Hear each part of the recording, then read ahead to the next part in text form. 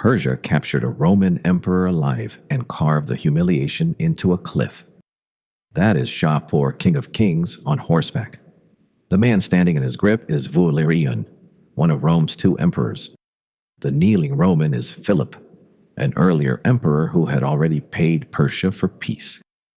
Rome never recovered Valerian, but the capture produced competing stories. Shapur said he won a great battle. A historian writing roughly 250 years later said Valerian walked into a peace meeting and was seized.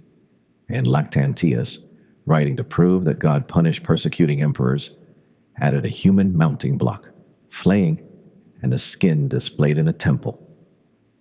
One emperor vanished into Persia. The evidence got worse as the story got better. The year was 260. Rome was still enormous, still dangerous, and currently being attacked by almost every available direction. The 3rd century crisis was less one emergency than a subscription service. Germanic armies crossed frontiers. Rival generals became emperors. Emperors became corpses. Plague traveled faster than official news, and the silver in Roman coins kept shrinking because apparently even the currency wanted out. Rome's succession plan was murder with paperwork. So the imperial job had excellent mobility and a very competitive life insurance package. Valerian became emperor in 253 and immediately promoted his son Valerian as co-emperor. This was not father-son bonding. It was load balancing. Valerian handled the Rhine, Danube, and the Western disasters. Valerian moved east, where Rome faced something more dangerous than a raid, another empire. The Sasanians had replaced the Parthian or Sassanid dynasty in Persia a generation earlier. Shapur styled himself King of Kings of Iran and non-Iran, and advertised his Roman victories in inscriptions and rock reliefs. Shapur I called himself King of Kings. By 260, his monuments could tell a three-emperor story. Gordian III had died during the first great Roman-Persian collision of Shapur's reign. The exact cause is disputed. Philip the Arab then made peace and paid money. Shapur turned that settlement into submission, and now Valerian was coming east for round 3. Shapur's victory wall had room for one more Roman silhouette. By 2 defeated emperors, get the 3rd one carved free. The eastern fire centered on Roman Syria and Mesopotamia. Antioch was the great Roman base. Carrhae and Edessa guarded the approaches farther east. Beyond them lay the contested frontier with Persia. Shapur had already raided deep into Roman territory. Valerian moved east and operated from Antioch. Shapur later claimed that Valerian came against him with an army of 70,000 drawn from provinces across the empire. That number comes from the victor's own inscription, so treat it as a king announcing attendance at his own parade. Zosimus, writing centuries later, says plague destroyed most of Valerian's troops. Epidemic disease is plausible context, but Zosimus cannot tell us by himself how much it determined the outcome.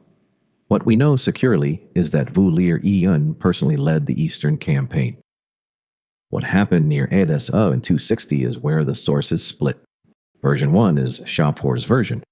His trilingual inscription says he was besieging Carrhae and Edessa. Valerian came against him. Then, in Shapur's words, there was a great battle, and Valerian Caesar was captured by my own hand. The inscription also claims that praetorian prefects, senators, and officers leading the army were captured and led into Persia. This is contemporary evidence. It is also a victory monument written by the winner. By my own hand. So Shapur personally suplexed an emperor? No, royal inscriptions use personal agency the way modern governments use we. Shapur owned the victory. That does not mean he tackled Valerian behind a tent. A Roman source written about a century later, Eutropius, gives the same hard floor and fewer words. Valerian was defeated by Shapur, then captured and grew old in humiliating captivity among the Persians. Battle before capture is therefore our best supported sequence. The exact final mechanism is still missing. Version 2 arrives roughly 2.5 centuries later. Zosimus says plague had damaged Valerian's army. Valerian offered money. Shapur rejected it and requested a personal meeting. Valerian arrived with a small retinue and was seized. It is a cleaner villain scene. It is also written in the early 500s about an event in 260. Ancient sources, now with 250 years of improved dramatic timing. The two versions are not completely impossible to reconcile. A battle could precede negotiations. A weakened army could lose and then seek terms. But that is a modern bridge, not a surviving eyewitness account. We know who ended up in Persian hands. We do not know which scene delivered him there. And that uncertainty is exactly why the physical evidence matters. At Naqsh-e Rostam, Shapur had his version carved into the rock. Shapur sits mounted at the center. Philip the Arab kneels before him. Valerian stands beside the horse, while Shapur controls his wrist. This is not a snapshot from Edessa. The men did not pose while a sculptor asked the apocalypse to hold still. It is a political sentence. Persia's king above two Roman emperors, one paying and one captured. Roman coins placed emperors above the world. Shapur arranged two Roman emperors around his horse. The relief cannot tell us how Valerian was treated on an ordinary Tuesday. It cannot prove what he wore in captivity or whether he kept imperial regalia.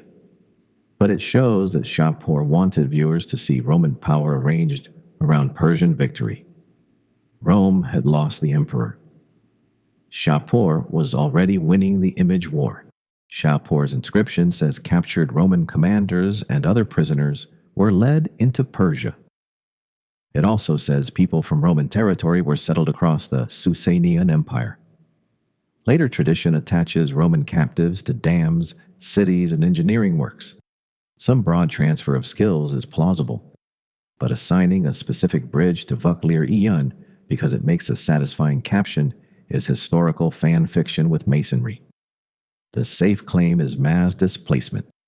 The project list needs better receipts. Please stop assigning infrastructure to prisoners like this is ancient LinkedIn. Then the Roman revenge literature arrives. Lactantius was a Christian author writing decades later about the deaths of emperors who had persecuted Christians. His thesis was not subtle. Oppose God, receive an educationally themed death. Valerian had persecuted Christians. In Lactantius' story, Shapur forces him to bend down as a mounting block whenever the Persian king gets on his horse. After Valerian dies, Lactantius says he is flayed. His skin dyed red and displayed in a Persian temple as a warning to Roman envoys. None of that appears in Shapur's inscription. The relief cannot confirm it. Lactantius is telling a theological revenge story in which the persecutor becomes the exhibit. This is evidence for what some Romans wanted captivity to mean. It is not secure evidence for what Persia did to Valerian's body. Ancient polemic. If the villain dies normally, give the skin an epilogue. The stranger part is not what Persia allegedly did. It is what Rome failed to achieve. Valerian never came home. No surviving source records his recovery or the return of his body. Whatever attempts or negotiations may have occurred, none restored him to Roman control. Gallienus did not suddenly inherit an empty throne. He was already co-emperor. He continued ruling while invasions, usurpations, and a breakaway Western Empire tore at Roman power. It is tempting to turn Gallienus into the son who abandoned his father. Lactantius certainly wanted that moral accusation. But we do not possess Gallienus's private calculations. We do not know what ransom was possible, what terms were offered, or whether Shapur had any reason to surrender the most valuable living trophy in the ancient world. Absence is an outcome. It is not mind reading. Historians hate this one weird trick, not inventing the motive. Valerian died in captivity. The date, conditions, and treatment remain uncertain.